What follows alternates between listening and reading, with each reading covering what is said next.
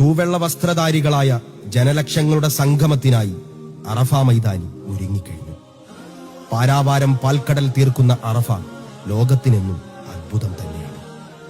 വർണ്ണവിവേചനത്തിന്റെ കൊടിയ പീഡനം പേറി സമനീതി തേടിയലഞ്ഞു ഒടുവിൽ ഇസ്ലാമിന്റെ തീരത്തേക്കണഞ്ഞ ആഫ്രോ അമേരിക്കൻ സാമൂഹ്യ പ്രവർത്തകനായിരുന്ന മാൽക്കം എക്സ് മാലിക്കൽ ഷഹബാസി എന്ന പേര് സ്വീകരിച്ച് ഹജ്ജിനായി വന്ന വേളയിൽ അവിടെ കണ്ട കാഴ്ചകൾ വിലയിരുത്തി അദ്ദേഹം പറഞ്ഞ വാക്കുകൾ പ്രശസ്തമാണ്. എനിക്കവിടെ ഉയരം കൂടിയ ആരോഗ്യവാന്മാരായ എന്തിനും പോന്ന അഫ്ഗാനികളെ കാണാൻ കഴിഞ്ഞു. മിന്നിത്തിളങ്ങുന്ന നീലക്കണ്ണുകളും സ്വർണമുടിയുമുള്ള വെളുവെളുത്ത യൂറോപ്യൻസിനെയും അമേരിക്കക്കാരെയും കാണാൻ കഴിഞ്ഞു. സുമുഖരായ അറബികളെ കാണാൻ കഴിഞ്ഞു.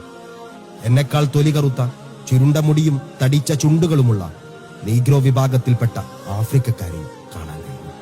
പക്ഷെ എനിക്കവിടെ വിവേചനം കാണാൻ കഴിഞ്ഞു.